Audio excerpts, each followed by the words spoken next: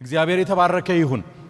አሁን ዛሬ ወደ ራሴ ቶፒክ ገባለው። የኔ ትምህርት የሚያተኩረው ከድነት ወደ ለውጥ መጽሐፍ ቅዱሳዊ ፍኖተ ካርታ የሚል ሐሳብ ላይ ያተኩራል። ማቴሪያል አልደረሰም። እስከ ነገ ድረስ ታትሞ ለመምጣት እሞክራለሁ። አልደረሰም ግን ታትሞ ይመጣል ብዬ ተስፋ አደርጋለሁ። እስከዛ ድረስ ከዚህ ተከታተሉኝ። እንግዲህ ይሄንን ትምህርት በሰባት ዋነኛ ክፍሎች ነው የከፈልኩት። የመጀመሪያው ህይወት ለዋጭ ድነት ላይ ማተኮር ሚል ነው። በቤተ ክርስቲያን ውስጥ የደቀ መዝሙርነት ችግር አለ ሲባል እኔ ዛሬ መሞገት የፈለኩበት ሐሳብ በመጀመሪያ ይሄ ነገር ምንጩ ድነትን ከምንረዳበት መንገድ ይነሳል የሚል አቋም አለኝ። ድነትን ከምንረዳበት መንገድ ይነሳል። ለምንድነው? ብዙ አብያተ ክርስቲያናት መዳንን ይሰብካሉ፣ በታማኝነት ድነትን ይሰብካሉ። በአንጻሩ ግን ለውጥን ብዙ እያዩ አይደለም፣ ወይም ደግሞ ብዙ ለውጥ ቤተክርስቲያን ውስጥ ለማሳየት እየተቸገሩ ነው ያሉት። ድነት ከይቅርታና ከመንግስት ሰማያት ጋር ብቻ ተያይዞ የሚቀርብ ውሳኔ እየሆነ መጥቷል። ለውጥ ደግሞ አማራጭ ጉዳይ ነው ተብሎ እየታሰበ ነው ያለው። አንድ ሰው ከዳነ መለወጡ የግድ አይገመገምም። ይሄ በጣም አስቸጋሪ ሐሳብ ነው። በሌላ በኩል ደግሞ የሞራል ወይም የማህበራዊ ለውጥ በጸጋ ላይ የተመሰረተ ራሱ መሆኑን ልክ ድነት በጸጋ ላይ የተመሰረተ እንደሆነ ሰው መለወጥም የመንፈስ ቅዱስ ስራ እንደሆነ የጀመረውን የሚጨርሰው መንፈስ ቅዱስ እንደሆነ የትራንስፎርሜሽን ስራም የጸጋ ስራ መሆኑን የመረዳት ከፍተኛ ክፍተት አለ። እንግዲህ መጽሐፍ ቅዱስ ስለ ድነት የተለየ ምሳሌ ነው የሚያሳየን። ከዘፍጥረት እስከ ራእይ ድነት የሚገለጠው በመጽሐፍ ቅዱስ ውስጥ ድነት የሚገለጠው አንደኛ እንደ ሂደታዊ ነው። ድነት በአንድ ጊዜ ብቻ የሚመጣ አንዴ ሰው ድኗል ብሎ የሚጨርሰው ሐሳብ ሳይሆን ሰው የዳነም ነው ነገም ይድናል የሚልም ሐሳብ አለው መጽሐፍ ቅዱስ። ሂደታዊ ነው። ከዛ በተረፈ ድነት ግለሰባዊ ብቻ ነው ወይ? የግለሰብ ድነት በማህበረሰብ ላይ ተጽዕኖ ከማህበረሰብ ለውጥ ጋር አይገናኝም ወይ? ድነት ኢንዲቪጁዋል ብቻ ነው ወይ? ሪሊ አንድ ሰው ድኖ ለራሱ መቆየት ብቻ ነው መጽሐፍ ቅዱስ የሚያስተምረው? ወይስ ድነት በሌሎች ሰዎች ህይወት ውስጥም መሳተፍን ኢንቮልቭ ማድረግን በሌሎች ሰዎች ህይወት ውስጥም ለውጥን ማምጣት ድነት ማህበረሰባዊ ነው ሲባል ከግለሰብ ያልፋል። እግዚአብሔር አንድን ግለሰብ የሚያድነው ለራሱ ብቻ ድኖ እንዲቀር ሳይሆን ለሌሎችስ አይደለም ወይ የሚያድነው? ከዛ በተረፈ ደግሞ ድነት አንድ አቅጣጫ ብቻ ነው ወይ ያለው? ሁለንተናዊስ አይደለም ወይ? ስለዚህ የኔ ላነሳ የፈለኩት ሐሳብ ምንድነው? ይሄንን ድነትን ከለውጥ ጋር አያይዞ መረዳት፣ ከትራንስፎርሜሽን ጋር አያይዞ መረዳት ለቤተ ክርስቲያን መሪዎች እጅግ በጣም መሰረታዊ ነገር ነው።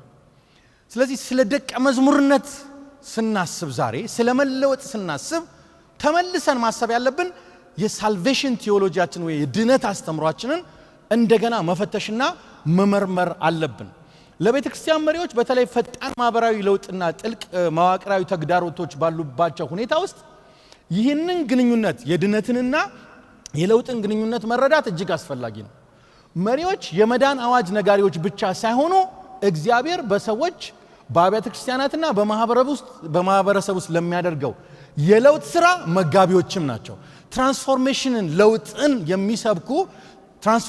የሚሰብኩ ብቻ ናቸው ጭምርም ናቸው እንጂ ድነትን ብቻ የሚሰብኩ አይደሉም። የቤተ ክርስቲያን መሪዎች ድነት ወደዚህኛው ካላመራ ሙሉ አይደለም።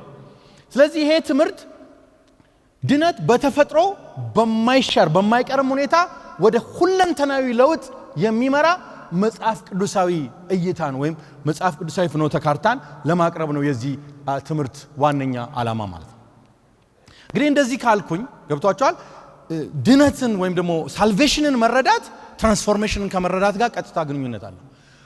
አንድ ሰው በትክክል ካልዳነ ለውጡ ላይም ችግር ይገጥመዋል።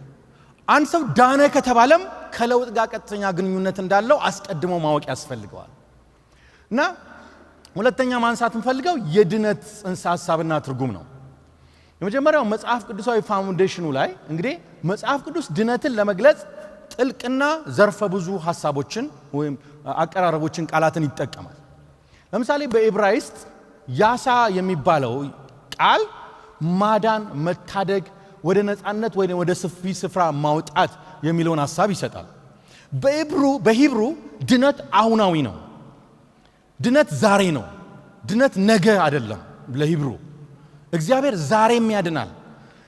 ድነት በሂብሩ ቋንቋ ኤቨንት ነው። እግዚአብሔር ያዳነን፣ እግዚአብሔር ቀይ ባህርን ከፍሎ ያሻገረን የሚያድን እግዚአብሔር ዛሬ ፕሬዘንት የሆነ እግዚአብሔርን ነው የሂብሩ የማዳን ቋንቋ ወይም ደግሞ የማዳን ትርጉም የሚያቀርበው ማለት ነው። በግሪክ ደግሞ ሶቴሪያ የሚብለው ሐሳብ የሚያንጸባርቀው ነፃ መውጣትን፣ መፈወስን፣ ሙሉነትን፣ መጠበቅንና የተበላሸን ነገር ወደ ነበረበት መመለስን ዲፋይን ያደርጋል። ድነት የሚለው ወይም ሶቴሪያ የሚባለው ሐሳብ ማለት ነው።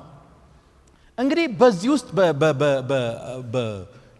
የግሪኩም ይሁን የሂብሩ ሰው የተበላሸውን ነገር አድሶ ወደ ሙሉነት ወደ መመለስ ወደ ሪስቶሬሽን ወደ ለውጥ መምራትን ያሳያል እንጂ ዛሬንም ኢንቮልቭ ያደርጋል እንጂ ነገ ብቻ ስለሚመጣ ለውጥ ወይም ስለሚመጣ ድነት ብቻ አያወራም። የድነት ሐሳብ ማለት ነው። እንግዲህ በመጽሐፍ ቅዱስ እይታ ድነት የተለያዩ ነገሮችን ያካትታል። አንደኛው የኃጢአት ይቅርታን ያካትታል ድነት። ከዛ ደግሞ ከእግዚአብሔር ጋር የሚደረግ ግንኙነትን ያካትታል። ፈውስንና የተበላሹ ነገሮችን ወደ ነበረበት መመለስን ያካትታል። ከባርነት ነፃ መውጣትን ያካትታል። ከዛ የአዲስ ፍጥረት ህይወትነትን ያሳያል። በዚህ ውስጥ ምንድነው ያልካለሁት? ድነት ሁለንተናዊ ነው። በአጠቃላይ ሁለንተናዊ ነው። ምን ማለት ነው? አንድ ሰው በነፍሱ ብቻ ሳይሆን የሚድነው በሞራላዊ አስተሳሰቡም ይድናል፣ በማህበራዊ ህይወቱም ይድናል። አንድ ሰው በመንፈስ ከዳነ በኋላ በኢሞሽኑ በስሜቱም ይድናል። በሁለንተናው ነው አንድ ሰው የሚድነው። እንግዲህ ኢቫንጀሊካሊዝም ድነትን የሚሰብክበት መንገድ ወይም ለረጅም ጊዜ የተለማመደው እንትን አሁን እኛ የምናስተምረው ድነት ስህተት ሆኖ ሳይሆን አጥብበነው ተረድተነዋል፣ ልናሰፋው ይገባል የሚል ክርክር ነው በዚህ ከሰዓት በኋላ ያለኝ ማለት ነው። የድነት ጽንሰ ሐሳብ ላይ ማለት ነው። እንግዲህ ድነት የሃይማኖት አባቶች የቀደምት አባቶች ሲናገሩ ለምሳሌ ኦግስቲን ድነትን ምን ይላል? ድነት ወይም ደግሞ ሪፓርሺዮ የሚለው እንትን ሐሳብ በድነት በኦግስቲን አገላለጥ የተበላሸውን ነገር ወደ ነበረበት የመመለስ ሂደት ወይም ታድሶ አድርጎ ነው የሚሰራው። ሪስቶሪንግ ነው። የተበላሸውን ነገር ወደ ማደስ ወደ ታድሶ ነው አድርጎ ነው የሚያስቀምጠው ኦግስቲን ማለት ነው። ጆን ካልቪን ደግሞ ስለ ድነት ሲናገር ከክርስቶስ ጋር መጣመር ወይ ዩኒየን ዊዝ ክራይስት ሁሉም ለውጥ የሚመነጭበት ምንጭ እንደሆነ አድርጎ አጽንዖት ሰጥቶት ይናገራል። አንድ ሰው ከክርስቶስ ጋር ህብረት ከፈጠረ ከዳነ ሌሎቹም ነገሮች የግድ ይፈወሳሉ፣ ይድናሉ የሚል ሐሳብ ነው ያለው ማለት ነው። ስለዚህ ድነት ከእግዚአብሔር ጋር ያለ ግንኙነትን ያድሳል፣ እውነት ነው። ግን ደግሞ የሞራል ህይወትንም እንደገና ይቀይራል፣ ይለውጣል፣ ይቀርጻል። አማኞች እግዚአብሔር በዓለም ውስጥ ወደሚያደርገው የመቤዠት ተልእኮ ውስጥ ስቦ ያስገባቸዋል። የተልእኮ ተሳትፎ ውስጥ እንዲገቡም ያደርጋቸዋል። አንድ ሰው ከዳነ ለራሴ ብቻ ድኛለሁና ሌላ ነገር ውስጥ አያገባኝም ብሎ ሊኖር አይችልም የሚል አመለካከት ነው ያለው ማለት ነው። እንግዲህ ድነት ያው ይህን ብዙዎቻችሁ ትረዱታላችሁ ብዬ አስባለሁ። ድነት በመጽሐፍ ቅዱስ ውስጥ አንድ ጊዜ ተከስቶ የሚቆም ሳይሆን ተራማጅና እየተገለጠ የሚሄድ እውነት ነው። በሰው ህይወት ውስጥ ኢስ ፕሮግሬሲቭ ነው። እከሌ አንድ ሰው ይድናል፣ አንድ ሰው ድኗል፣ ይድናልም ወደፊትም ደግሞ ይድናል። የድነት ሐሳብ እንደዛ ነው። መጽሐፍ ቅዱስ ድነትን በፓስት ቴንስ ይገልጸዋል። ድናችኋል፣ ተቀድሳችኋል፣ በክርስቶስ ኢየሱስ ደም ታጥባችኋል። ይሄ ለአንዴና ለመጨረሻ ጊዜ የተሰራ ነው፣ አይደገምም፣ አለቀ። ግን እዛ ጋር ብቻ ልንቆም አንችልም። መጽሐፍ ቅዱስ እሱን ስላልፈቀደልን መጽሐፍ ቅዱስ መዳናችሁንም ፈጽሙ ይለናል። ስለዚህ አንድ የዳነ ሰው እየዳነም እንደሆነ ሊነገረው ይገባል። ድኖ ብቻ ጨርሷል ሳይሆን እየዳነም የሚሄድ ሰው ነው። በመዳን ፕሮሰስ ውስጥ በመዳን ሂደት ውስጥም ነው አንድ ሰው ያለው ማለት ነው። ይሄ ብቻ ሳይሆን ሰው የሚጠብቀው መዳንም አለው።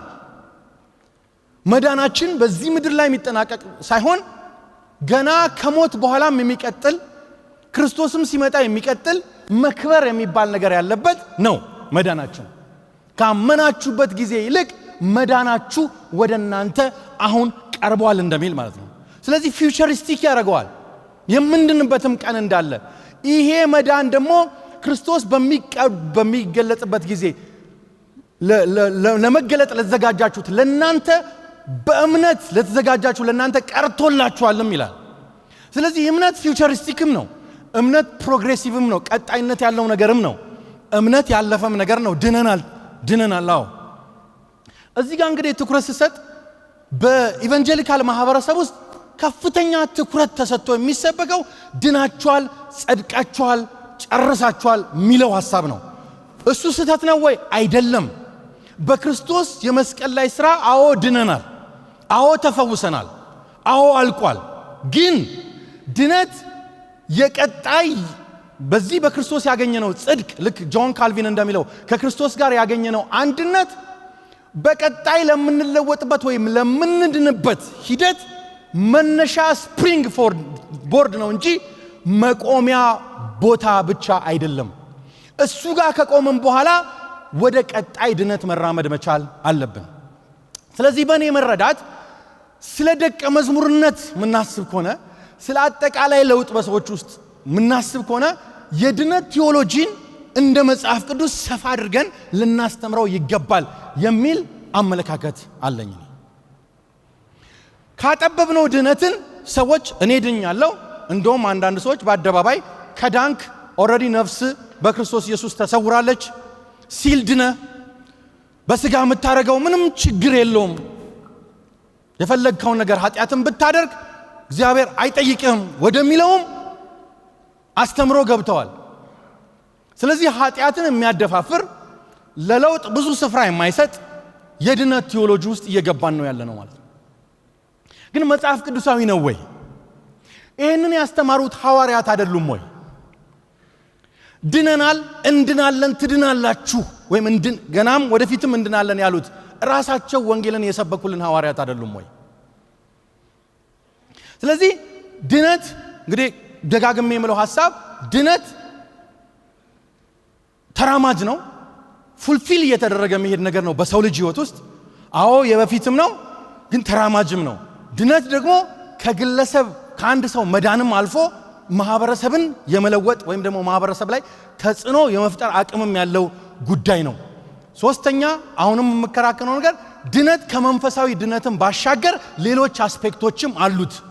ሰው በማህበራዊ ግንኙነቱም ይድናል፣ ሰው በሞራል ህይወቱም ይድናል፣ ከክፉ ሞራል አስተሳሰብም ይወጣል። በክርስቶስ ኢየሱስ ባለው መንፈሳዊ ድነት ከዳነ በኋላ ይሄ ነገር የሞራል ድነት ዳይሜንሽን አለው፣ ይሄ ነገር የማህበራዊ ድነት ዳይሜንሽን አለው የሚል አስተሳሰብ ነው ያለኝ ማለት ነው። እንግዲህ ይህ ምንድነው የሚያሳየን? ይህ ድነት ድነናል ወይም ጸድቀናል፣ እንጸድቃለን ወይም እንድናለን፣ እንቀደሳለን፣ ወደፊትም የምንድንበት መዳን አለን የሚለው ሐሳብ ይህ መዋቅር ድነት ለውጥን እንደሚጀምር ከዛስ ለውጥን እንደሚደግፍና ለውጥን እንደሚፈጽም ያሳየናል። እዚህ መዳን ላይ የተጀመረ ነገር በለውጥ ይጠናቀቃል እንጂ የዳኑ ግን መለወጥ የማይፈልጉ ሰዎች፣ የዳኑ የለውጥ ህይወትን መኖር የማይፈልጉ ሰዎችን አንተ ድነሃል ምንም ችግር የለውም የሚል አስተሳሰብ መጽሐፍ ቅዱስ ያስተምራል ብዬ እኔ አላምንም። ምክንያቱም መጽሐፍ ቅዱስ ላይ እንደዚህ አልተገለጠም። እንግዲህ ድነት ሂደታዊ ነው በሚለው ውስጥ ሌላው መመልከት ያለብን ቅድምም ወንድሞቻችን ከኔ በፊት የተናገሩ ተናጋሪዎች በተለያየ መንገድ ስለነኩት እኔ እዚህ ላይ በጣም ብዙ አልቆይም። ግን እስቲ የመጽሐፍ ቅዱስ ታሪክንም ስንመለከት የመጽሐፍ ቅዱስ ታሪክም ድነትን ሂደታዊ በሆነ ሁኔታ ነው እንጂ የገለጠው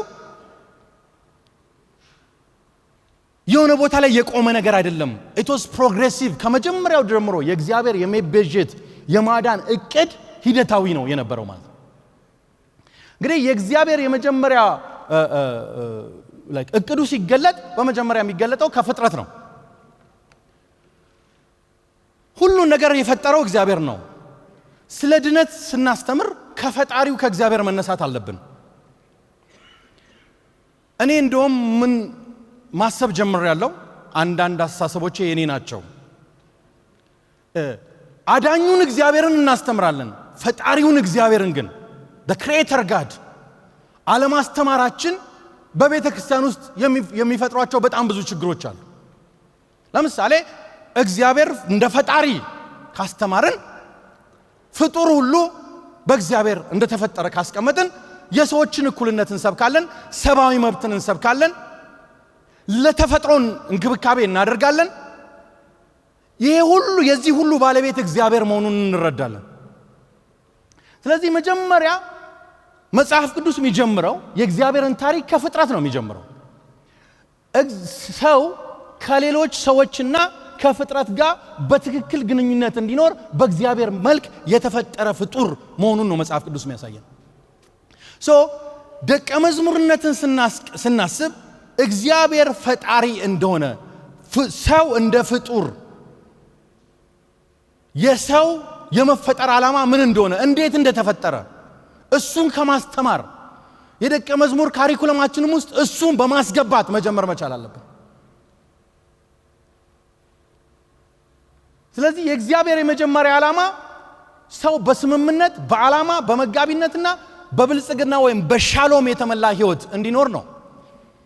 እንግዲህ ድነት ሪስቶሬሽን ነው፣ ወደ ቀድሞ መመለስ ነው ካልን የእግዚአብሔር የመጀመሪያ ዓላማ ምን እንደነበረ መነሳት መቻል አለበት። ይህም ደግሞ ፍጥረት ውስጥ በግልጽ ተንጸባርቋል ማለት ነው።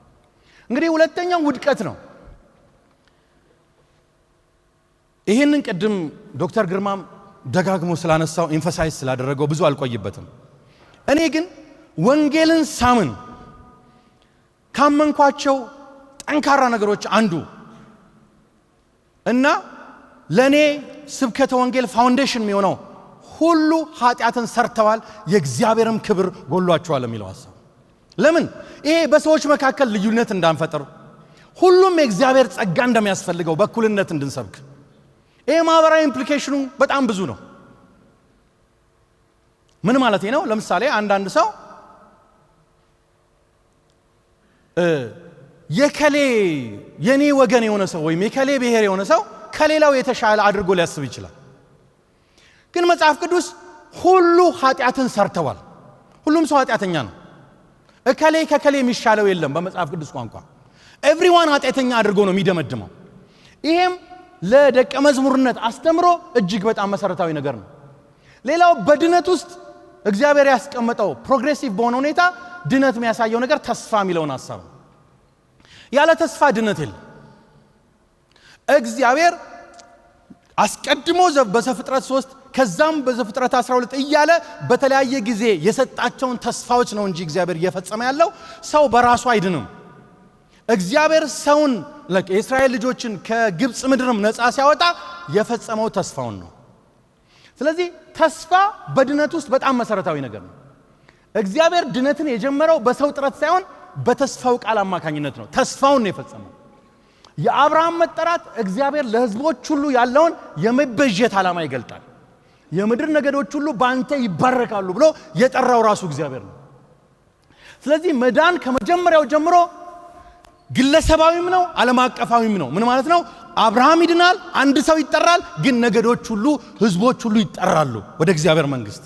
በመጨረሻም ስዕሉ የሚያሳየን ከነገድ ከሕዝብ ከቋንቋ ሁሉ እግዚአብሔር ሰዎችን ሲዋጅ ነው የሚያሳየን ማለት ነው። ስለዚህ ተስፋም በድነት ውስጥ ትልቅ ሚና አለ። ከተስፋ ቀጥሎ ትልቅ ትኩረት ማድረግ ያለብን ቃል ኪዳን ላይ ነው። የእግዚአብሔር ማዳን፣ የእግዚአብሔር ተልእኮ፣ እግዚአብሔር የሰራው ስራ ሁሉ ጊዜ በቃል ኪዳኑ ላይ የተመሰረተ ነው። ኮቨናንታል። እግዚአብሔር የሰራውን ነገር ያለ ቃል ኪዳን አልሰራም። ሁሉን የሰራውን ነገር በቃል ኪዳኑ ነው የሰራው። በተለያየ ዘመን እግዚአብሔር ከተለያዩ የሰው ልጅ ተወካዮች ጋር ቃል ኪዳን ገብቷል። እግዚአብሔር ከአዳም ጋር የገባው ቃል ኪዳን አለ፣ ከኖህ ጋር የገባው ቃል ኪዳን አለ፣ ከአብርሃም ጋር የገባው ቃል ኪዳን አለ። ከዛ መጥቶ ደግሞ በሙሴ አማካኝነት ከእስራኤል ሕዝብ ጋር የገባው ቃል ኪዳን አለ፣ በዳዊት የገባው ቃል ኪዳን አለ። ከሁሉም በላይ ይህ ስለናንተ የሚፈሰው የአዲስ ኪዳን ደሜ ነው ብሎ በተናገረው በኢየሱስ ክርስቶስ ደም ከኛ የገባው ቃል ኪዳን አለ። እግዚአብሔር ስሙ የተባረከ ይሁን። ድነትን ያለ ቃል ኪዳን እግዚአብሔር አላስፈጸመም። አሁን ትልቁ ችግር ምንድነው? ቃል ኪዳንን ያለ መረዳት ችግር አለ። ለምሳሌ ቀለል አድርጌ ላስቀምጥ። አንዳንድ ኮንሴፕቶች በቤተ ክርስቲያን ውስጥ የሚዘዋወሩት ኮቨነንታል ኮቨነንትን ወይም ቃል ኪዳንን ካለ መረዳት ነው። አሁን በዚህ ዘመን ለምሳሌ የእግዚአብሔር ሰው የሚል ኮንሴፕት ስንጠቀም በአዲስ ኪዳን እንዴ ወገኖች ወይ በአዲስ ኪዳን የእግዚአብሔር ሰው ያልሆነ አለ ወይ? አለ ወይ? የእግዚአብሔር ሰው ማለት እኮ ከእግዚአብሔር ጋር የተለየ ግንኙነት ያለው ሰው ማለት ነው። አዎ ብሉይ ኪዳን ላይ ብንሄድ ሊሆን ይችላል። አዲስ ኪዳን ላይ ግን መንፈሴን በስጋ ለባሽ ሁሉ ላይ አፈሳለሁ ነው አይደለም እንዴ? እኛ የምንኖረው በየትኛው ቃል ኪዳን ውስጥ ነው? በኢየሱስ ክርስቶስ እግዚአብሔር ከኛ ጋር በገባው ቃል ኪዳን ውስጥ ነው። ስለዚህ አንዳንድ አፕላይ የምናደርጋቸው መርሆች ከቃል ኪዳኑ ጋር ተመሳሳይ መሆን አለባቸው፣ ወይም ደግሞ ቃል ኪዳኑ ሚላቸው መሆን አለባቸው። እኔ ደጋግሜ እንደምለው በአዲስ ኪዳን የጸጋ ልዩነት እንዳለ አምናለሁ። የደረጃ ወይም የስታተስ ልዩነት እንዳለ ግን በአገልጋዮች መካከል ወይም በክርስቲያኖች መካከል አላምንም። ለምን? ቃል ኪዳኑ ሁሉንም ካህን አድርጎ ስለሚሾም። አሜን ትላላችሁ? ቃል ኪዳኑ ሁሉንም ካህን አድርጎ። ብሉይ ኪዳን ላይ ይሄ ነበረ ወይ? የለም። ለምን? የብሉይ ኪዳን አሬንጅመንት ነው። የአዲስ ኪዳን ቃል ኪዳን ግን ሚለው ሁላችንም ካህናት ነው። ቅድም ወንድሜ ሰለሞን እኮ ደጋግሞ ሚለው ወንጌል እኮ አገልግሎት ደቀ መዝሙርነት መሆን ያለበት እኮ በዚህ ሁሉም ክርስቲያን ካህን ነው በሚለው የቃል ኪዳን አስተሳሰብ ነው። እና በጣም ግራ ነው የሚገባኝ። ምን ኖሮ በአዲስ ኪዳን ያለንበት ቃል ኪዳን አዲስ ኪዳን ይባላል። አንዳንድ ተግባሮች ግን ቤተክርስቲያን ውስጥ ያሉት አክቹአሊ የሚኖሩት በድሮ ቃል ኪዳን ነው። ቃል ኪዳን በቃል ኪዳን ላይ የተጨመረ ነው የመጣው። ስለዚህ በመዳን ሂደት ውስጥ ቃል ኪዳን በጣም መሰረታዊ ነው። ሌላው በመዳን ሂደት ውስጥ ዘጸአት መውጣት፣ ከባርነት መውጣት እግዚአብሔር የሰራው ነገር ነው። በእስራኤል ሕይወት ውስጥ ቃል ኪዳኑን ፈጽሟል፣ ተስፋውን ፈጽሟል። ሰዎችን ነፃ አውጥቷል። እግዚአብሔር ነፃ ማውጣት አለ። ይሄንን እናያለን። ከዛስ መንግስቱ ተሰብኳል። ጌታ ኢየሱስ ክርስቶስ መንግስቱን ሰብኳል። ድነት ከፍትህ ከጽድቅ ከታማኝነት አመራር ጋር ይያዛል። የእግዚአብሔር መጋቢነት ወደ ማህበራዊ ስርዓት ለድሆች ወደ መቆምና ለማህበረሰብ በታማኝነት መኖርን ያጠቃልላል። ስለዚህ ወደ ሲስተም ወደ ገቨርንመንት ሲስተም ወደ አስተዳደር ሲስተም እየተቀየረ ከግለሰብ አልፎ ወደ አስተዳደር ሲስተም እየገባ እንዲመጣ የእግዚአብሔር የማዳን ዕቅድ ውስጥ ተገልጦ እናያለን። ይሄ ብቻ አይደለም። የእስራኤል ሰዎች ጥፋቱ ሲገቡ እግዚአብሔር ወደ ምርኮም እንደላካቸው ይሄ ምንድነው የሚያሳየን? የእግዚአብሔር ሕዝብ ሊቀጣ ይችላል። የእግዚአብሔር ሕዝብ ሊቀጣ ይችላል። በቃል ኪዳን የሚኖረው ሕዝብ ሊቀጣ ይችላል፣ ተላፎም ሊሰጠም ይችላል የሚል ኢምፕሊኬሽን አለው።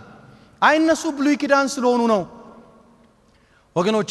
ብሉይ ኪዳን አዲስ ኪዳን ያለው እግዚአብሔር አንድ ነው፣ አልተቀየረም።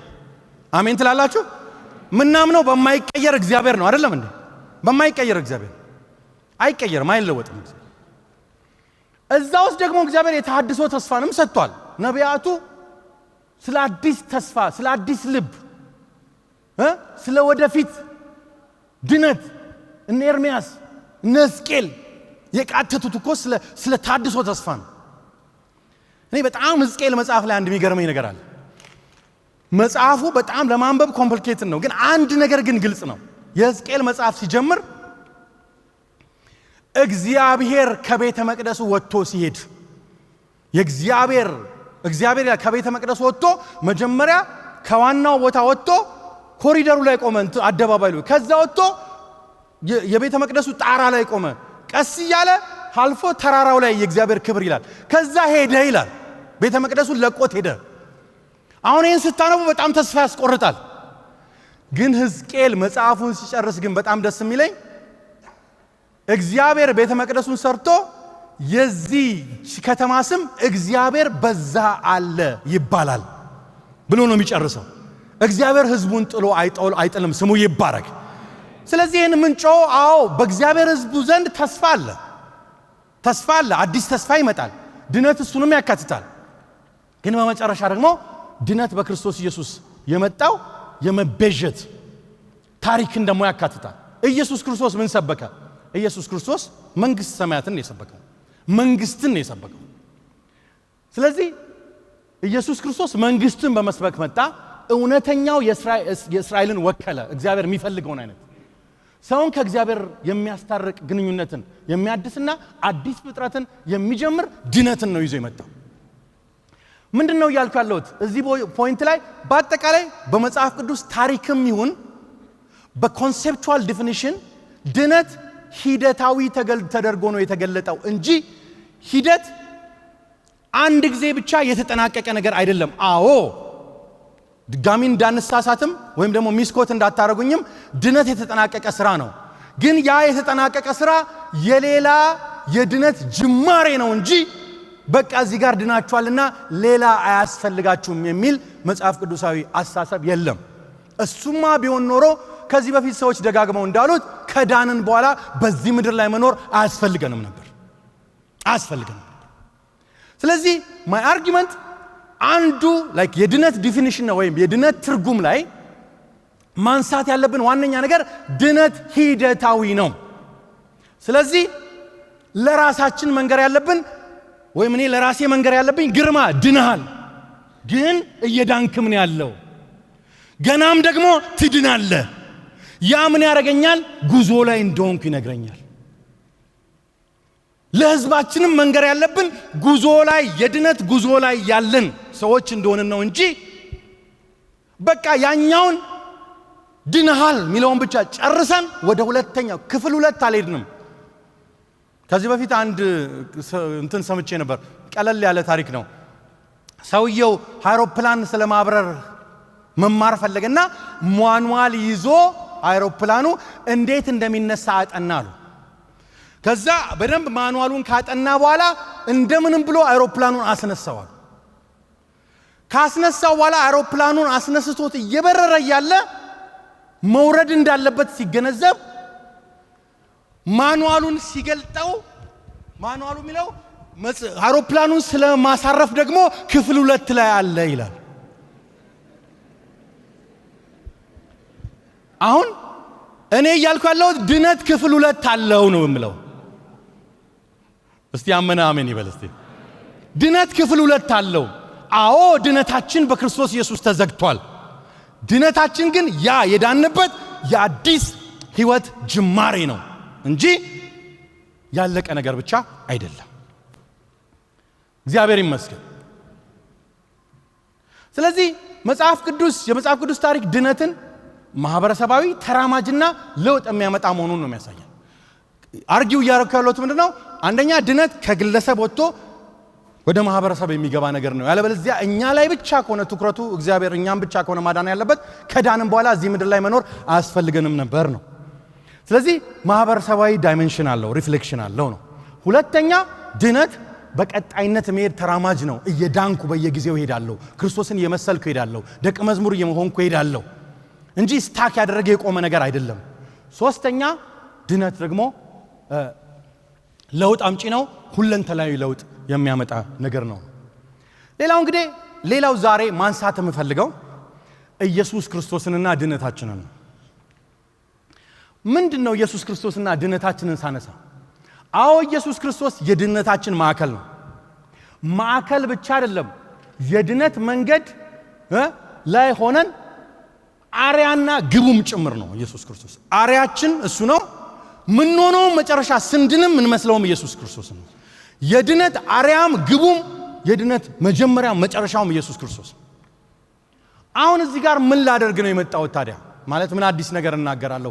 ለቤተ ክርስቲያን መሪዎች ምናገረው ሌላው በኔ መረዳት ድነት ላይ ክፍተት እየፈጠረ ያለው ድነት የኢየሱስ ክርስቶስን ሁለንተና ያተኮረ አይደለም። ኢቫንጀሊካሊዝም ክሩሴንተርድ ነው፣ መስቀል ተኮር ነው ይባላል። እውነት ነው። መስቀል የድነታችን መስቀል ሳይሆን መስቀል ላይ የሞተው ወይም ደግሞ በመስቀል ላይ የተሰራልን ስራ የድነታችን መሰረት እንደሆነ አምናለሁ።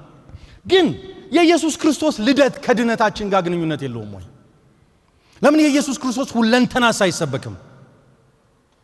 How about the birth of Jesus Christ? ምንድነው ከድነት ጋር ያለው ኢምፕሊኬሽን?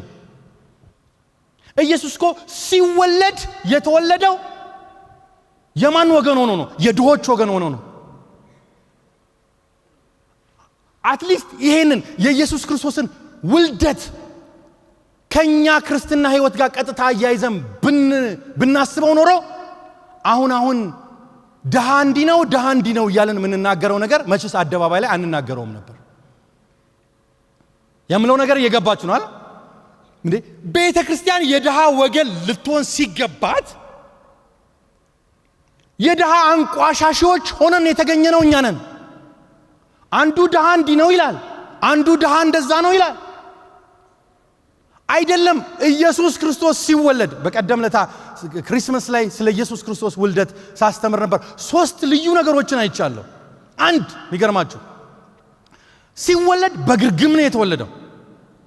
ማናችን ነው የትኛው ሰው ነው በምድር ላይ በከብቶች እንትኑስ የሚወለደው? ሁሉ ሰው ሊወለድ ሲል ዝግጅት ይደረጋል። ጨርቅ ይዘጋጃል፣ ምናምን የሚለብሰው ነገር ምናምን በቃ ሁሉ ዝግጅት ይደረጋል። እንዴት በግርግም ይወለዳል? መልእክት እኮ አለው እሱ። በግርግም መወለዱ ብቻ መሰላችሁ እንዴ? እሱ ብቻ መሰላችሁ? ሲወለድ የምስራች የሰሙት መጀመሪያ እረኞች ናቸው። የማንን? የኢየሱስን የምስራች። እኛ ሀገር ሰው ሲወለድ እልል ይባልለታል። ሴት ከሆነች ስንት ጊዜ ምናምን ይባላል። እልልታው የተነገረው ለእረኞች ነው። የኛ ጌታ የሰማችሁኝ ነው። ስለዚህ ቤተክርስቲያን የድሃ ተቃዋሚና የድሃ ጠላት ሆና ልትሆን አትችልም። ምክንያቱም ኢየሱስ ክርስቶስ በመወለዱ ሞዴል ያደረገው ነገር አለ። እሱ ብቻ አይደለም። ኢየሱስ እናትና አባቱ ይዘውት ሄዱት ከገሊላ አውራጃ ወደ ይሁዳ አውራጃ ነው ይዘውት ሄዱት ሊወለድ ሲል። ምክንያቱም እዛ ለመቆጠር ሄደው ነው የተወለደው። ከዛ በዛው ቤተ መቅደስ ሄደው በ8ኛው ቀን ለእግዚአብሔር ሲያቀርቡት ሲገረዝ መስዋዕት ሲያቀርቡ ያቀረቡት 2 የርግብ ጫጩቶች ነው። የሚያሳየው ምንድነው? አጠቃላይ ከውልደቱ ጀምሮ የቆመው ከድሃ ጋር ነው። የኢየሱስ ክርስቶስ ውልደት ስለ ኑሯችንና ስለ ድነታችን የሚናገረው ነገር የለም ወይ? ለምን ሁለንተናው ማንሰብከው? ሌላው የኢየሱስ ክርስቶስ ትምህርትና ህይወትና ትምህርትስ? ኢየሱስ ክርስቶስ ስለ እግዚአብሔር መንግስት ነው የተናገረው። የእግዚአብሔር መንግስት ነገም ነች ዛሬም ነች ነው ጌታ ያለው። ዛሬ የዳነ ሰው ዛሬ በእግዚአብሔር መንግስት ውስጥ ይገባል ነው የኢየሱስ ትምህርት። ኢየሱስ የእግዚአብሔር መንግስት አሁን ያለችና የምትሰራ መሆኗን ነው የሰበከው። ይሄ የሰውን ሴት ይለውጣል። የሰውን ሐሳብ፣ አስተሳሰብ፣ አኗኗር ይለውጣል። ደቀ መዝሙርነት በእግዚአብሔር መንግስት ውስጥ መኖር ነው። It's about kingdom citizenship ነው ደቀ መዝሙርነት። ስለዚህ ህይወቱና ትምህርቱስ ከድነታችን ጋር ግንኙነት የለውም ወይ? ድነት ወደ መንግስት ሰማያት መግባት ብቻ ሳይሆን ከወዲሁ በእግዚአብሔር ግዛት ውስጥ በእግዚአብሔር አሰራር ውስጥ በእግዚአብሔር መንግስት ውስጥ ዛሬ መኖር ነው። የሰማይ ዜግነት ነው ድነት። የዳነ ሰው መታወቂያ አለው። እሱም የሰማይ ዜጋ ሚል ነው። የኢትዮጵያም መታወቂያ ሊኖረው ይችላል፣ የኬንያም ሊኖረው ይችላል፣ የጣሊያንም የአሜሪካም ሊኖረው ይችላል። ቀድሞም ይዘው መታወቂያው ግን የሰማይ መታወቂያነት ነው። ስለዚህ የኢየሱስ ክርስቶስ ህይወት ከድነታችን ጋር ግንኙነት አለው። ኦፍ ኮርስ ኢቫንጀሊካል ትኩረት የምናደርግበት ሞቱና መከራው ነው። ሁሉ ቦታ ላይ መስቀል ይሰቀላል፣ ትክክል ነው። ሞቱና መከራው ከድነታችን ጋር መሰረታዊ ነገር እንደሆነ አምናለሁ። ግን አንዱ ፈተና የሚመስለኝ ድነትን አጥበን የኢየሱስ ክርስቶስ መስቀል ላይ ብቻ ማተኮራችን ነው። how about his birth? how about የሱ ኢንካርኔሽን? የሱ ትምህርትስ? የሱ ህይወትስ? የሱ መከራ የሱ ሞት ምን ያሳየናል? መስቀሉ የኃጢአትን በደል ያስወግዳል፣ የኃጢአትንም ኃይል ይሰብራል። ከዛስ መስዋዕትነት ያለው ፍቅርንም ያሳያል። ድነት ይቅርታን ያካትታል። ነገር ግን ያለ ደቀ መዝሙርነት ፍጹም ሊሆን አይችልም። ይሄ ነገር የኢየሱስ ክርስቶስ ትንሣኤም ስለ ድነት ብዙ ነገር ይናገራል። ድነት ትንሣኤ በኃጢአትና በሞት ላይ ያለውን ድል ያረጋግጣል። አዲስ ፍጥረትን ያስጀምራል ትንሣኤ። እሱ ሞቶ ስለተነሳ ነው እኛው ሕያውን ነው። የስንዴ ቅንጣት መሬት ላይ ወድቃ ባትበሰብስ ሌሎቹን ይዛ ልትነሳ አትችልም። እሱ ስለተነሳ ነው እኛ ሕያው ይሆን ነው። ክብር ለእግዚአብሔር ይሁን። ሐዋርያው ምን ይላል? እሱ ካልተነሳማ እስካሁን በኃጢአታችሁ ነው ያላችሁት፣ እምነታችሁም ከንቱ ነው ይላል። እምነታችሁም ከንቱ። ስለዚህ ቴዎሎጂ ሪቫይዝ መደረግ አለበት፣ ቻሌንጅ መደረግ አለበት። የሆነ ቦታ ላይ ስታክ ካደረግን ትምህርታችንን ሰፋ አድርገን ማስተማር አለብን። ትንሣኤ በመንፈስ ቅዱስ አማካኝነት ለተለወጠ ህይወት ኃይልን ይሰጣል። የትንሣኤውን ድል ነው የምንሰብከው። የተነሳውን ጌታ ነው የምናስተምረው። ሞቶ ብቻ አልቀረም፣ ኢየሱስ ተነስቷል። መስቀል ያለ ትንሣኤ ትርጉም የለው። ጥያቄ የለው። መስቀል ያለ ትንሣኤ ምንም ትርጉም የለው። መስቀልን ትርጉም የሚሰጠው ኢየሱስ ስለተነሳ ነው። ሞቶ ቢቀር ኖሮ እንደማንኛውም ሊሆን ይችል ነበር። ስለተነሳ ግን እሱ ሕያው ነው። ለዚህ ነው ሐዋርያው የሚሰብከው ሮሜ ላይ እኔ የምሰብከው ወንጌል አለ በስጋ ከዳዊት ዘር ስለተወለደ እንደ ቅድስና መንፈስ ግን ከሙታን በመነሳቱ በኃይል የእግዚአብሔር ልጅ ሆኖ ስለተገለጠው ስለ ጌታችንና ስለ መድኃኒታችን ስለ ኢየሱስ ክርስቶስ ነው። በኃይል ተነስቶ የእግዚአብሔር ልጅ ሆኖ ስለተገለጠው ስለ ኢየሱስ ክርስቶስ ነው። ትንሣኤ ከድነታችን ጋር ቀጥተኛ ኢምፕሊኬሽን አለው። ሌላው የኢየሱስ ዳግም ምጽአት። አንዳንድ ቤተክርስቲያናት በዚህ ጊዜ ኦፊሻሊ ወጥተው አውጀዋል፣ ከዚህ በኋላ ኢየሱስ ይመጣል ብለን አንጠብቅም ብለው።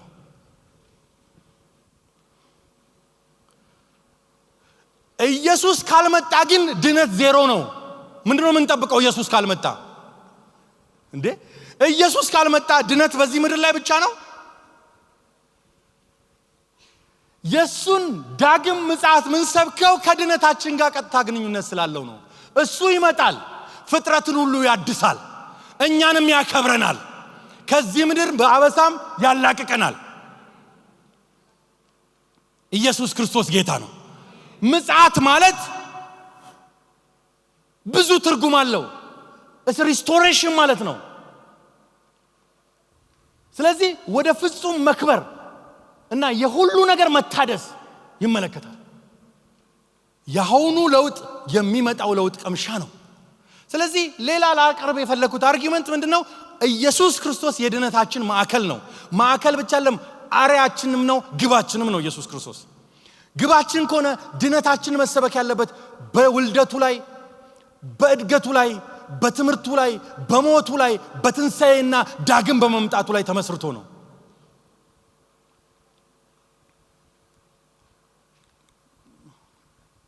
እንግዲህ ድነት ተወደደም ተጠላም ለለውጥ መሰረት ነው። ድነትና ለውጥ የማይለዋወጡ የማይነጣጠሉ ናቸው። መዳን አዲስ ማንነትን ይፈጥራል። አዎ ምንም ጥያቄ የለው። ለውጥ ደግሞ ያንን ማንነት ይገልጣል። መዳን አዲስ ማንነትን በእኛ ውስጥ ይገልጣል። ለውጥ ወይም ትራንስፎርሜሽን ደግሞ ያንን መዳን ይገልጣል። ለውጥ የጸጋ ፍሬ እንጂ የጸጋ ምትክ አይደለም። አማኞች በመንፈስ ቅዱስ አማካኝነት ደረጃ በደረጃ የክርስቶስን መልክ እንዲመስሉ ይለወጣሉ። ለውጥ የጸጋ ፍሬ ነው። ድነት በጸጋ ነው። ጸጋ ፍሬ አለው። ፍሬው መለወጥ ይባላል። ስለዚህ ለቤተ ክርስቲያን መሪዎች ይህ ማለት ምን ማለት ነው? ይህ ማለት ደቀ መዛሙርት ማፍራት ማለት አማራጭነት የለውም።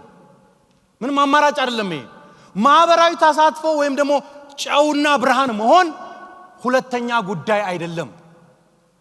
ሌላው መንፈሳዊ ብስለት በተለወጠ ህይወት ውስጥ በግልጽ የሚሰራ መሆን አለበት። ወደ ማጠቃለያ ልምጣ። ስድስተኛው ላይ በጣም ኢምፖርታንት ማነሳቸው ነገሮች አሉ። ቅድም አርጊው ሳረግ እንደነበረ ምንድነው ያነሳሁት? ድነት ከመለወጥ ጋር ቀጥተኛ ግንኙነት አለው ነው የኔ አንዱ። ሁለተኛ ድነት ሂደታዊ ነው። ሰው ድኗል ይድናልም የዳነም ነው ይድናልም። እሱ ትኩረት መደረግ አለበት። ደቀ መዝሙርነት በሱ ውስጥ ነው መሰራት ያለበት ነው። ሌላው የድነት አቅጣጫዎችንም የድነት የክርስቲያናዊ ለውጥ ልኬቶችን ወይም ዳይሜንሽንስ ላይም ደግሞ ትኩረት ማድረግ አለብን። አንደኛው ሰው ክርስቲያናዊ ለውጥ በሁሉም የህይወት ዘርፎች ውስጥ የሚታይ ሁለንተናዊ የድነት ውጤት ነው። እያንዳንዱ ልኬት መጽሐፍ ቅዱሳዊ መሰረቶችና ተግባራዊ መገለጫዎችን ያካትታል። እዚህ ጋር መጽሐፍ ቅዱሳዊ መሰረታዎችና ተግባራዊ መገለጫዎችን ቶሎ ብያስ አነሳለሁ። አንደኛው መንፈሳዊ ልኬት ወይም ስፒሪቹዋል ዳይሜንሽን ነው። አንድ ሰው በመጀመሪያ ሲድን ለውጥ የሚጀምረው ከመንፈሳዊ ህይወቱ ነው። አለቀ። ያ የሁሉ ነገር መሰረት ነው። ይህ ልኬት መሪዎች ከስልጣን ወይም ከማከራኪነት ወይም ከካሪዝማ ወይም ከኃይል ይልቅ በእግዚአብሔር ላይ እንዲደገፉ ያደርጋቸዋል። መጽሐፍ ቅዱሳዊ መሰረቶቹ ምንድናቸው? አንድ ሰው መንፈሳዊ የህይወት ለውጥ አግኝቷል ማለት በመንፈስ ቅዱስ አማካኝነት የሚገኝ አዲስ ልደትና ከእግዚአብሔር ጋር መታረቅን ያካትታል። ከዛስ ከክርስቶስ ጋር መጣመርና መቀደስን ያካትታል። ከዛ በመንፈስ ቅዱስ መመራትና ኃይል ማግኘትን ያካትታል። እስቲ ተግባራዊ መገለጫዎቹን ላሳይ። ስፒሪቹዋል ድነት ወይም ስፒሪቹዋል የለውጥ አቅጣጫ ምንን ያሳያል? አንድ ሰው በመንፈሳዊ ህይወቱ ከዳነ ላይክ ስፒሪቹዋሊ ሴቭድ ነው ከተባለ እነዚህ ነገሮች ሊገለጡበት ይገባል ብዬ አምናለሁ። አንደኛ በአምልኮ በጸሎትና በመታዘዝ ውስጥ የሚገኝ ለእግዚአብሔር ያለ ፍቅር። ጌታ አምላክን በፍጹም ልብ በፍጹም ኃይል በፍጹም ሐሳብ ውደድ ከትእዛዛት ሁሉ የምትበልጠው እች ነች። ስፒሪቹዋል ዳይሜንሽን ማለት ለእግዚአብሔር የሚገለጥ በመታዘዝ በጸሎት በአምልኮ። አንዳንድ ሰው ያመልካል ግን የጸሎት ህይወት የለውም። አንዳንድ ደግሞ ጸልያል ግን አይታዘዝም። በአምልኮም በጸሎትም በመታዘዝም የሚገለጥ ለእግዚአብሔር ያለ ፍቅር። ሌላው ከጣዖት አምልኮና ከርኩሳን መናፍስትም መለየት። እግዚአብሔር ከሌሎች መናፍስት ጋር የእግዚአብሔር መንፈስ አብሮ ሊኖር አይችልም። ጨለማና ብርሃን ህብረት የላቸውም። ስለዚህ በመንፈሳዊ ድነት ውስጥ ያለ ሰው ከጣዖት አምልኮና ከርኩሳት መናፍስት መለየት አለበት። ህዝባችን ጣዖት አምልኮን ቀለል አድርጎ እየወሰደው ከሆነ ይሄ ጥያቄ ሊያስነሳ የሚገባ ጉዳይ ነው። ህዝባችን ወደ ሌሎች አምልኮ ቦታዎች ቤተክርስቲያንም እመጣለሁ ምንም ችግር የለውም እዛም ብሄድ ምንም ችግር የለውም ካለ መንፈሳዊ ድነት የመንፈሳዊ ለውጥ አቅጣጫ እንደገና ሊሰበክ ይገባል ማለት ነው። ሌላው በመንፈሳዊ ድነት አቅጣጫ ሰው ከቅዱሳት መጻሕፍት ጋር ቀጥታ ግንኙነት ሊኖረው ይገባል። የእግዚአብሔርን ቃል ማወቅ፣ ማጥናት፣ መውደድ፣ ማሰላሰል ትልቅ ምርኮ እንዳገኘ ሰው በቃል ደስ አለኝ እንደሚል በሱ መደሰት አለበት። ሌላው ለመንፈስ ቅዱስ ወቀሳና አመራር ትኩረት የሚሰጥ ተው ሲለው የሚተው ተመለስ ሲለው የሚመለስ መንፈስ ቅዱስ እየወቀሰ ከመንፈስ ቅዱስ ውጪ ወገኖቹ አንዳንድ እኮ የሚሰሙ ነገሮች እኮ በእኛ መካከል ይሰማሉ ብላችሁ ልታስቧቸው የማትገምቷቸው ነገሮች ናቸው። ሰሞኑን እንኳን በቤተ ክርስቲያን መሪዎች ትልልቅ የሚባሉ መሪዎች መካከል የሰማኋቸው ነገሮች ጥያቄ ውስጥ ከተውኛል። እያለነው ቤተ ክርስቲያን ውስጥ ነው ወይስ ሌላ ቦታ ነው? እንዴት የክርስቶስ ቤተ ክርስቲያን ውስጥ እንዲህ አይነት ነገር ሊደረግ ይችላል? ይህን ሰው ሊያደርግ የሚችለው መንፈሳዊ ወቀሳ ከውስጡ እየሞተ የመንፈስ ቅዱስ ወቀሳ ከውስጡ እየሞተ ከሄደ ነው። ሰው እግዚአብሔር ሰውን ሊንቅበት የሚችለው የመጨረሻ ደረጃ ለራሱ ሐሳብ አሳልፎ የሰጠው ቀን። ንስሐን እንደ አንድ ጊዜ ድርጊት ሳይሆን እንደ ህይወት ዘይቤ መለማመድ ነው። ሁሌም በመመለስ ውስጥ መኖር ማለት ነው። ከዛ በትህትና በእምነትና በፍቅር ክርስቶስን መምሰል። እግዚአብሔርን ያየሰው መገለጫው ትህትና ነው። ትህትና እግዚአብሔርን ያየሰው መገለጫ ነው። በጣም አስደንጋጭ ነገሮች ነው የሚሰሙት። ቤተ ክርስቲያን ውስጥ ዋነኛው ልብሳችንና ጌጣችን ሊሆን የሚገባው ነገር ትህትና። አንድ ሰው ሪሊ በመንፈስ ቅዱስ ከእግዚአብሔር ጋር ግንኙነት አለው ከተባለ ሊገለጥ የሚገባበት መንገድ ዋነኛው መንገድ ትህትና ይባላል። ሰዓቴ እየሄደ ስለሆነ ሄዳል። ሁለተኛ መነሳት ያለበት አእምሮአዊ ልኬት ነው። the intellectual dimension። አእምሮአዊ ለውጥ መሪዎች ጉባኤያቸውን ከተለያዩ ተቃራኒ አስተሳሰቦችና ከሐሰት ትምህርቶች እንዲጠብቁ ይረዳቸዋል። ስለዚህ ደቀ መዝሙርነት ላይ ትኩረት ስናደርግ የሰው ኢንተሌክቹዋል ዳይሜንሽን ላይ ትኩረት ማድረግ አለብን። የተለወጠ አእምሮ መጽሐፍ ቅዱስ ስለ አእምሮ መታደስ ይናገራል። በአእምሮአችሁ መታደስ ተለወጡ እንጂ ይህንን ዓለም አትምሰሉ ይላል። ከዛስ ሐሳብን ሁሉ ለክርስቶስ ጌትነት እንማርካለን እናስገዛለን ነው የሚለው መጽሐፍ ቅዱስ። ከዛስ በጥበብ በእውቀትና በማስተዋልም ማደግን መጽሐፍ ቅዱስ ይመክራል።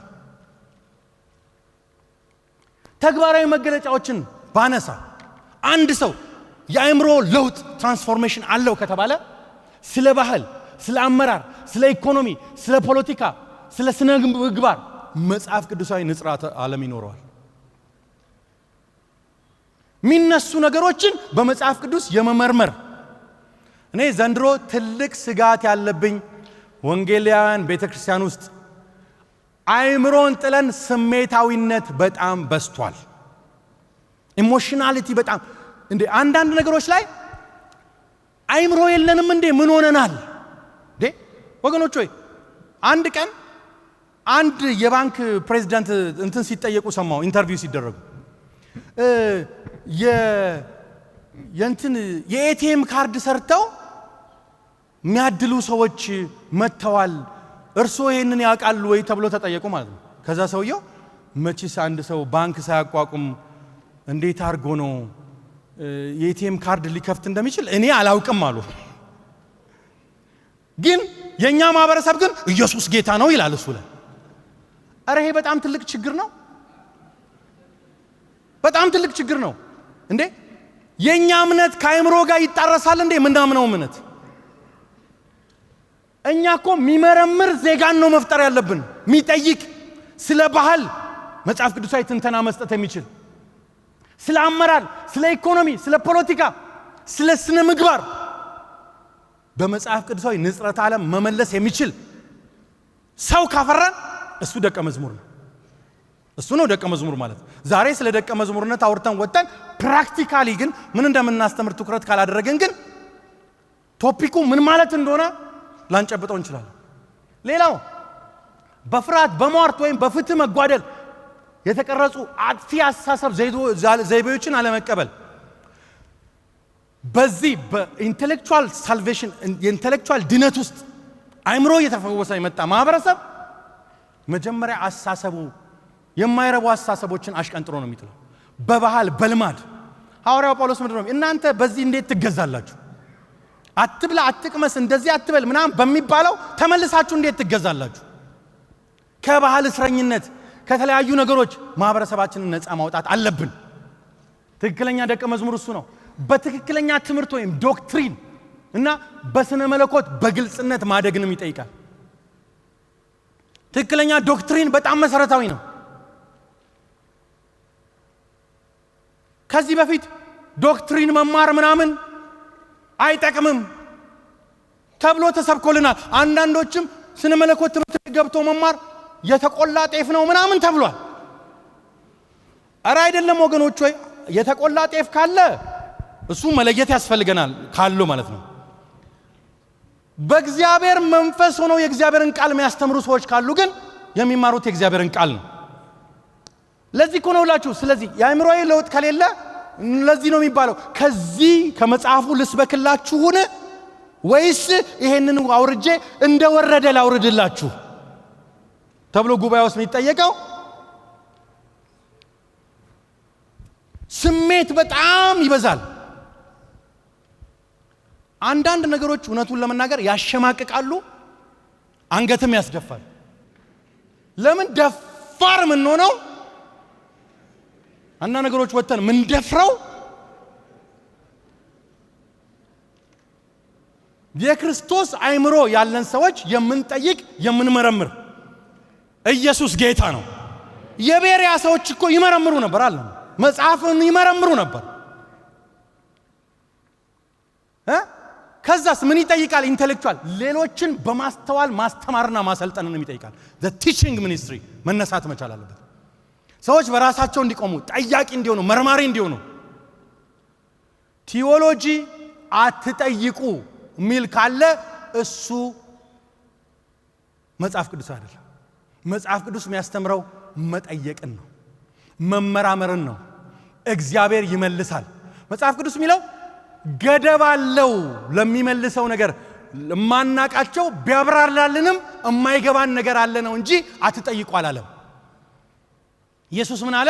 ስለ ምድሩ ስነግርህ ካልገባ ስለ ሰማዩ ብነግርህ እንዴት አድርጎ ሊገባ ይችላል? ግራስ ባታረገውም ተወው አትረዳውም ነው እንጂ ያለው አትጠይቅ አላለም። አትጠይቅ አላለም። ለተሳሳተ አመለካከት የማይመለሱ ጠያቂ ማህበረሰብ ማፍራት የቤተ ክርስቲያን ትልቁ ጥሪው እሱ እንጂ ሁሉን ነገር በደፈና በቃ እመን። ብዙ እኮ ተቀልዶብናል እኮ ይሄ እመን ምናምን በሚባለው። ወንዱን ከማህፀን በሽታ ተፈውሳለ ብለው አንተ ነህ ወንድ ነኝ ሲለው በቃ እመን እንደሚለው እንደሱ ነው እንደኛ የምንሰብከው እምነት።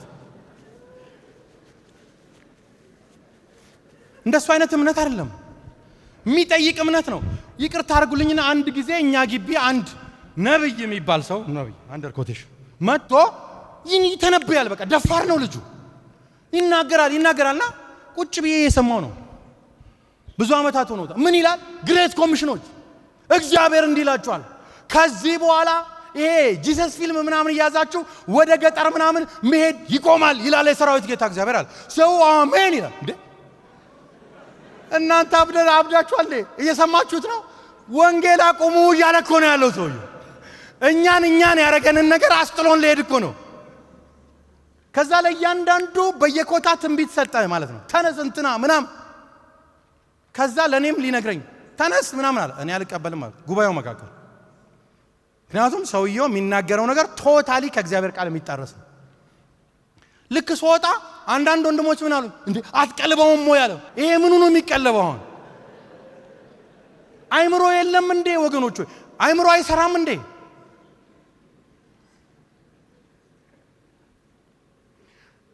ማስተማር አለብን። እምነትን ከትምህርት ከስራና ከማህበራዊ ህይወት ጋር ማቀናጀት አለብን። ማመን በተግባራዊ ሲገለጥ ምን ማለት ነው? ከስራዬ ጋር ማመን ኢንተሌክቹዋሊ ማሰብ ማለት ነው። ከአሳሰብ እስረኝነት ነፃ የማያወጣ ወንጌል እሱ ወንጌል አይደለም። ወንጌል ነፃ ያወጣል። ከባህል እስረኝነት ነፃ ያወጣል። ከተበላሹ አሳሰቦች ነፃ ያወጣል። ከአጋንንት ፍርሃት ነፃ ያወጣል።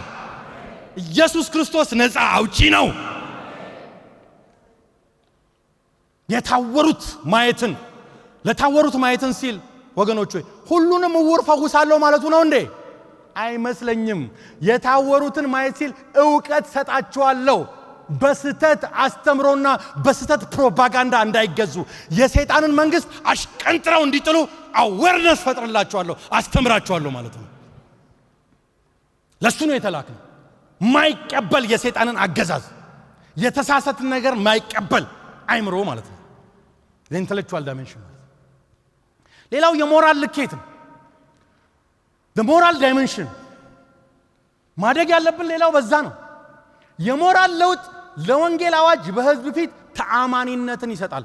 ክሬዲቢሊቲ የሚባለውን ነገር የሚሰጠን የሞራል ለውጥ ነው። ዛሬ ትልቅ ችግር ውስጥ የገባ ነው የሞራል ዳይሜንሽን ላይ ከሌሎች እኩል ወይም በታችም ሆነን ስለተገኘ ነው። ሰዎች ሲናገሩ ሰምታችሁ ታውቃላችሁ? እሱ ለመሆኑ ይሄን ነገር በምን ሞራል ነው የሚናገረው? እሷ ለመሆኑ ይሄንን በምን ሞራል ነው የምትናገረው? ወንጌል በምን ሞራል ነው የምንናገረው? የሞራል ሉዓላዊነት ያስፈልጋል። ሞራል መጽሐፍ ቅዱሳዊ መሰረቶች ምንድነው? በጸጋ የተደገፈ የመቀደስ ጥሪ። ሰው ራሱን አይቀድስም፣ መንፈስ ቅዱስ ግን ይቀድሰዋል። በክርስቶስ በተገኘው አዲስ ማንነት የሚመነጭ መታደስ ወይ መታዘዝ የድነት ምልክት የሆነው የመንፈስ ፍሬ መጽሐፍ ቅዱስ የሚናገረው ነገር ነው። ምንድነው ተግባራዊ መገለጫዎቹ? በግል ሕይወት፣ በገንዘብ አያያዝ፣ በአስተዳደር ኃላፊነት ላይ ታማኝነት ወይም ኢንቴግሪቲ ያስፈልጋል። ወንድሜ ገለታ ከዚህ በፊት ሲናገር የሰማሁት ነገር አለ። በድሮ ጊዜ ክርስቲያኖች እድር ውስጥ እንዲገቡ አይፈቀድላቸውም። አንድ ጴንጤ ተሳስቶ ግን እድር ውስጥ ከገባ ገንዘብ መያዥ የሚሆነው እሱ ነው። ገንዘብ ያዥ የሚሆነው እሱ ነው። ለምን አይነካማ? እሱን ሪስቶር ካላረግን በምን ሞራል ነው ወንጌል ብንሰብከው?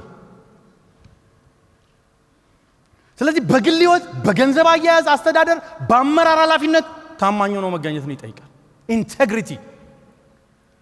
ክርስቲያን ካራክተር ያስፈልገዋል።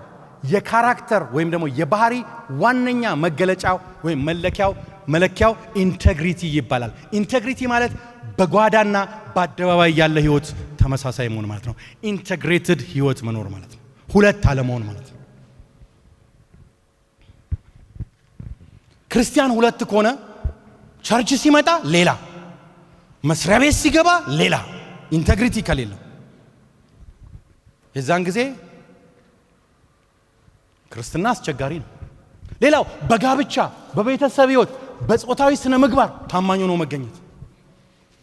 ሞራላዊ ማለት እሱ ነው። ትልቁ ፈተና ይሄ ነው። በእናንተ መካከል ዝሙት ይወራል።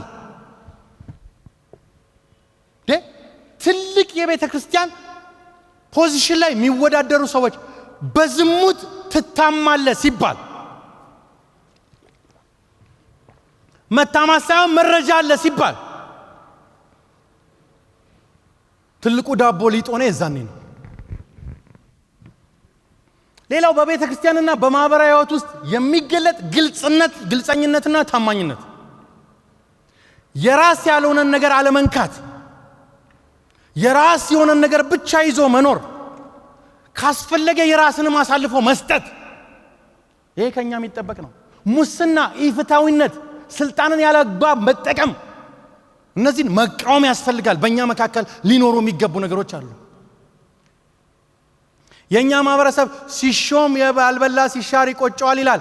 እኛ ግን ማስተማር ያለብን ሲሾም ያልሰራ ሲሻር ይቆጨዋል፣ ሲሾም ያላገለገለ ሲሻር ይቆጨዋል። እሱን ነው ማለት ያለብን። ከዛ ከክርስቲያናዊ ምስክርነት ጋር የሚስማማ ያኗኗር ዘይቤ፣ እነዚህ ሞራላዊ ዳይሜንሽኖች ናቸው ወገኖቹ። ሌላው ማህበራዊ ልኬትም አለ። የጨረስኩ ነው ያለው።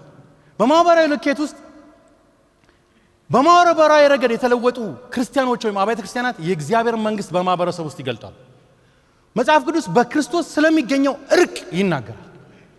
ሰው ከእግዚአብሔር ጋር ብቻ ሳይሆን ከሰውም ጋር መታረቅ አለበት። የሰው ጠላት በተቻለ መጠን ሊኖረን አይገባም ነው። ባልንጀራን መውደድና ፍትህ፣ ቤተ ክርስቲያን እንደ አዲስ ማህበረሰብ the new community እግዚአብሔር እንደፈጠረው እንደ ወንድሞቻችንና እንደ እህቶቻችን ቤተ ክርስቲያንን ማየት ያስፈልጋል። ተግባራዊ መገለጫዎቹ ምንድን ናቸው? በዘር፣ በኢኮኖሚ፣ በማህበራዊ ልዩነት መካከል ያሉ ግንኙነቶችን መፈወስ ያስፈልጋል። አብያተ ክርስቲያናት ሁሉን አቀፍ ተንከባካቢ ማህበረሰብ ሆነው እንዲሰሩ ማበረታታት ያስፈልጋል። ሌላው ለድሆች፣ ለተጨቆኑ፣ ለተገለሉ ሰዎች መቆም አድቮኬሲን ያካትታል። ማህበራዊ ዳይሜንሽን ማለት ሰላም ፈጣሪ መሆንና ግጭቶችን መጽሐፍ ቅዱሳዊ በሆነ መንገድ መፍታትን ይጠይቃል። በማህበረሰብ ልማትና በማህበራዊ ኃላፊነት ላይ ልቁ ተሳታፊ መሆንን ይጠይቃል። ይሄ ሰው በማህበራዊ ህይወቱ እየተለወጠ ነው፣ ድነቱ በማህበራዊ ህይወት ውስጥ እየታየ ነው የምንለው ነገር ነው። የመጨረሻ ድነት ስሜታዊ ልኬትም አለ፣ ኢሞሽናል ዳይሜንሽንም አለ። አንድ ሰው በስሜቱ የዳነ መሆን አለበት። በስሜት የተለወጡ መሪዎች ሌሎችን በርህራሄ በጥበብና በጽናት ይመራሉ። መጽሐፍ ቅዱሳዊ መሰረቶቹ ምንድን ናቸው? እግዚአብሔር ለውስጣዊ ፈውስና መታደስ ያለው አሳቢነት፣ በክርስቶስ ላይ የተመሰረተ ሰላምና የውስጥ መረጋጋት። እኛ የሌለንን ሰላም ለሌላ መስጠት አንችልም። በመንፈስ ቅዱስ ላይ ያለ የተስፋ ጽናት፣ ይሄ የስሜት ፈውስ ነው። ተግባራዊ መገለጫዎቹ ከአጥፍቶ ጠፊነት ስሜት፣ ከሀፍረት፣ ከፍርሃት፣ ከምሬት ነፃ መውጣት፣ በትዕግስት በይቅርታና ራስን በመግዛት የሚገለጥ ስሜታዊ ብስለት፣ ቅድም ስለ እስጢፋኖስ እንደተገለጠው ማለት ነው። ሐዘንን፣ መከራንና ተስፋ መቁረጥን በትክክለኛው መንገድ ማስተናገድ። በክርስቲያናዊ ማህበረሰቡ እርስ በርስ መረዳዳትና የአማኞች ክብካቤ ፓስቶራል ኬር። በእግዚአብሔር ተስፋዎች ላይ የተመሰረተ ጽናትና ተስፋ ሲኖረው አንድ ሰው በእውነት በኢሞሽኑ ተፈውሷል ወይም ድኗል ማለት እንችላለን። ጌታ እግዚአብሔር የተባረከ ይሁን።